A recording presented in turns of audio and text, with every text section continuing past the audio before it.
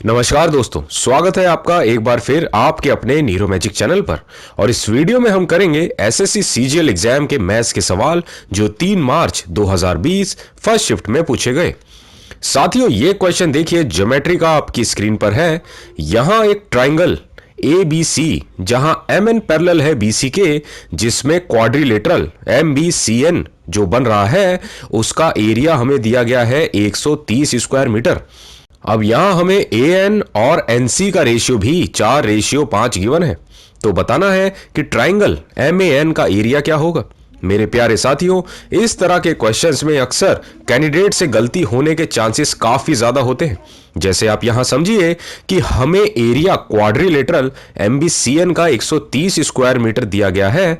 अब आप देखिए, यहां सवाल में AN और NC का रेशियो 4:5 भी गिवन है।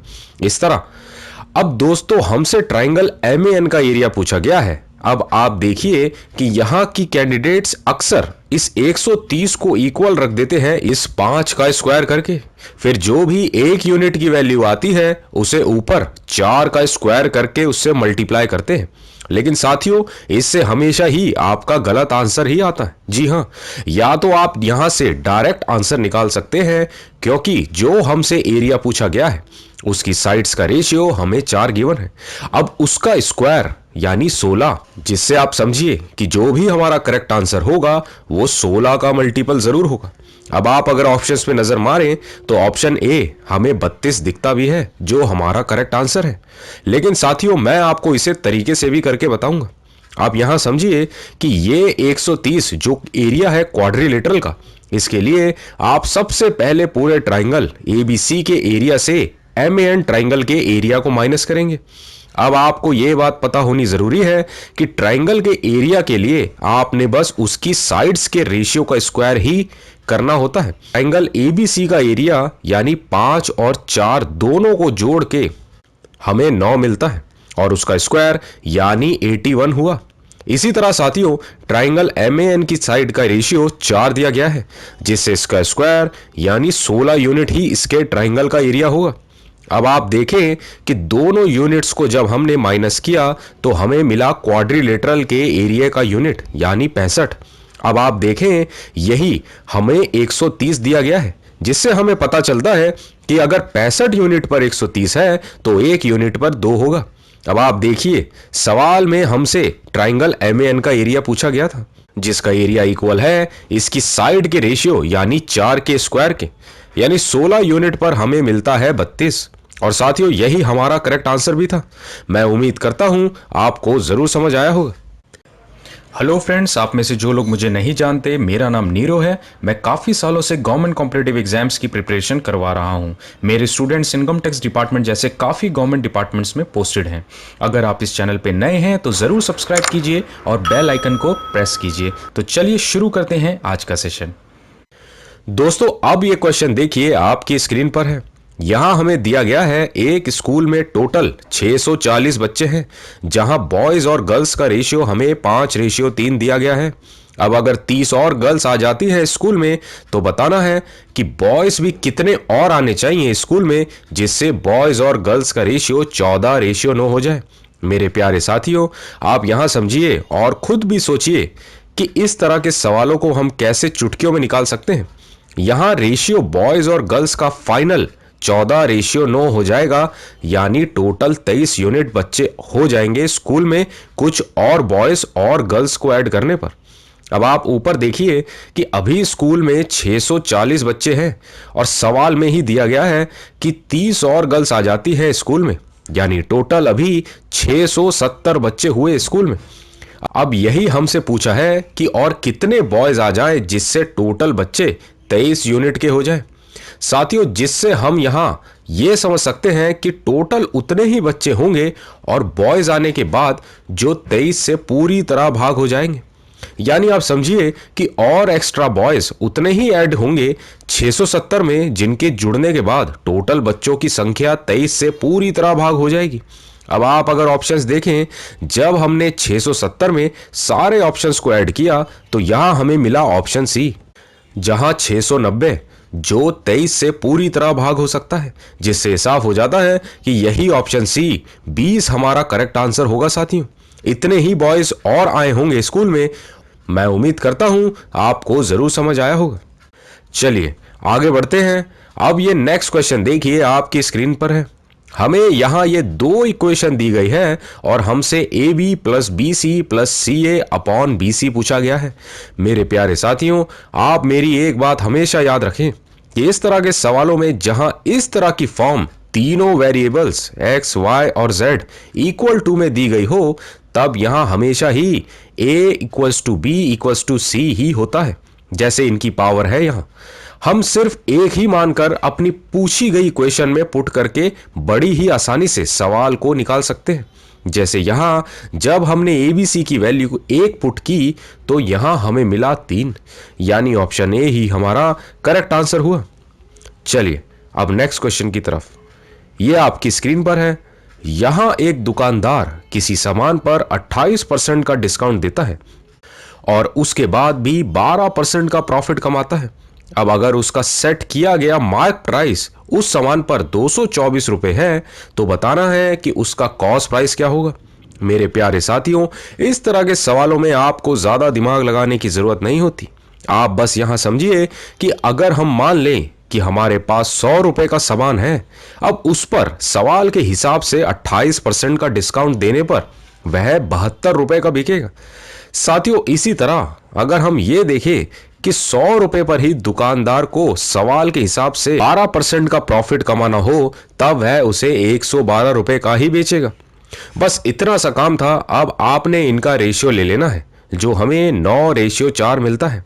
अब आप ध्यान से देखिए और समझिए कि यहां ये 9 यानी दूसरी साइड वाली वैल्यू ही आपका कॉस्ट प्राइस होगा, जिससे हमें यह पता चलता है कि जो भी हमारा करेक्ट आंसर होगा वो इस 9 का मल्टीपल जरूर होगा। अब आप अगर ऑप्शंस देखें तो साथियों, एग्जाम में सिर्फ एक ही ऑप्शन ऐसा था जो 9 का मल्टीपल था, 144, यानी यही हमारा करेक्ट आंसर होगा दोस्तों। लेकिन आप इस सवाल को तरीके से भी समझिए।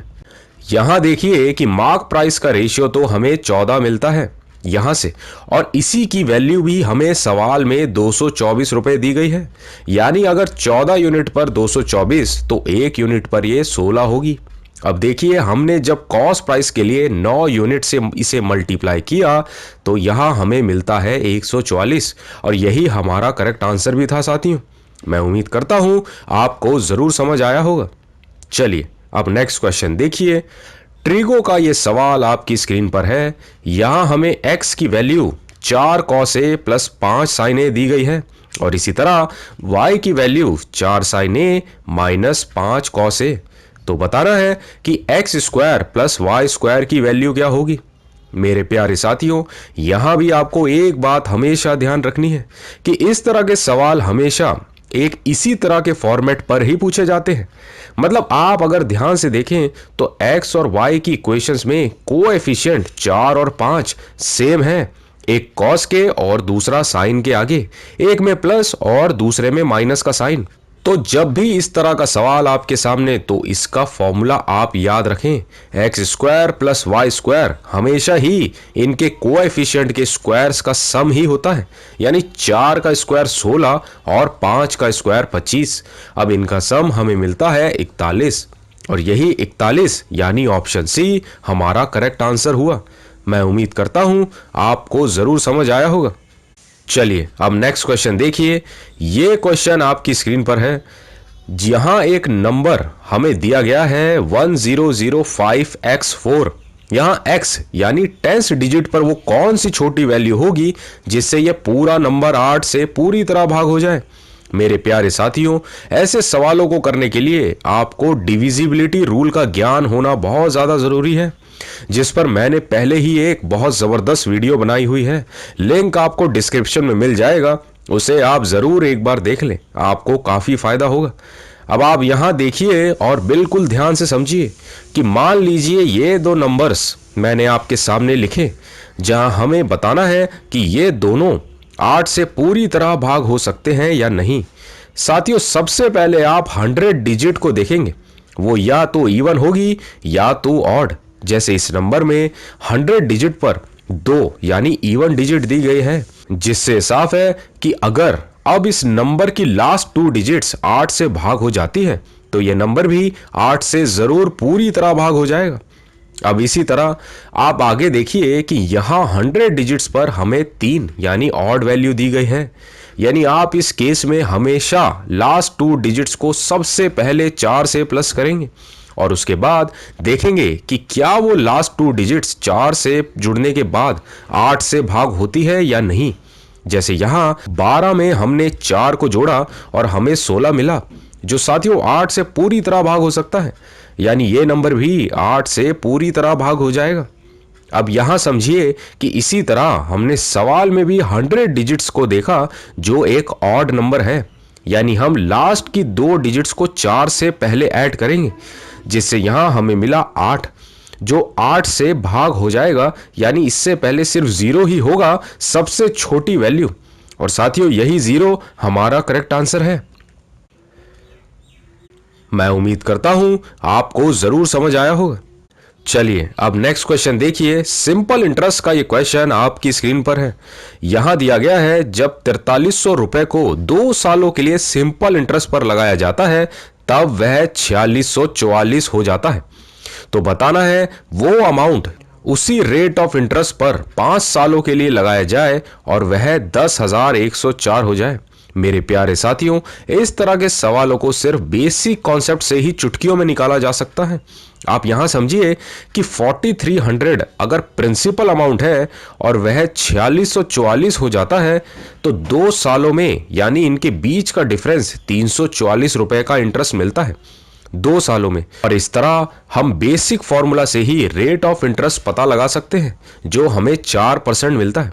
अब आप देखिए कि जो प्रिंसिपल हमसे पूछा गया है सवाल में वह इसी रेट ऑफ इंटरेस्ट पर 5 सालों में 10,104 यानी टोटल अमाउंट इंटरेस्ट जोड़कर हमें दिया गया है। अब ऐसे में आप एक फॉर्मूला हमेशा याद रखें साथियों कि जब भी आपको प्रिंसिपल निकालना हो और अमाउंट आपको गिवन हो तब आप ये लगाएंगे 100 amount upon 100 plus rate multiply by time. बस अब आप इसमें अमाउंट, रेट और टाइम की वैल्यूज को पुट करें जिससे हमें मिलता है 8420 और यही हमारा करेक्ट आंसर है दोस्तों। मैं उम्मीद करता हूं आपको जरूर समझ आया होगा। चलिए अब नेक्स्ट क्वेश्चन देखिए। ज्योमेट्री का ये क्वेश्चन आपकी स्क्रीन पर है। यहां एक ट्राइंगल ABC का एरिया हमें 44 सेंटीमीटर स्क्वायर गिवन है। अब बाकी क्या गिवन है वो आप यहां डायग्राम से समझिए कि ये है हमारा ट्राइंगल ABC। अब AB के मिड पॉइंट पर E है और BC के मिड पॉइंट पर D है और यहां हमें इस पूरे ट्राइंगल का एरिया 44 सेंटीमीटर स्क्वायर गिवन है और सवाल के हिसाब से हमें यहां ये ट्राइंगल BED का एरिया निकालना है। मेरे प्यारे साथियों, आप सबसे पहले यहां समझिए कि अगर मैं E की तरह लाइन AC के मिड पॉइंट से भी 2 लाइन बना दूं तो आप देखें कि इस ट्राइंगल के अंदर 4 इक्वल ट्राइंगल बन रहे हैं, जिससे साफ है कि पूरे ट्राइंगल के एरिया को अगर हम 4 से भाग कर दें तो अंदर के हर एक ट्राइंगल का एरिया हमें पता चल जाएगा, जो ट्राइंगल BED का एरिया भी होगा। अब आप देखें कि इस हिसाब से हमें मिलता है 11 और यही 11 यानी ऑप्शन C हो जाएगा हमारा करेक्ट आंसर। चलिए अब अगले सवाल की तरफ। एवरेज का ये क्वेश्चन आपकी स्क्रीन पर है। यहां दिया गया है कि 6 नंबर्स में से पहले 5 नंबर्स को जोड़ा जाए तो उनका सम 6th यानी छठे नंबर का 7 गुना होगा। अब अगर सारे 6 नंबरों का एवरेज 136 है तो बताना है कि छठा नंबर कौन सा होगा। साथियों आप यहां समझिए और ध्यान से देखिए कि सबका एवरेज हमें 136 दिया गया है, यानी अगर हम टोटल सम देखें 6 नंबर्स का तो वह हमें 816 मिलता है।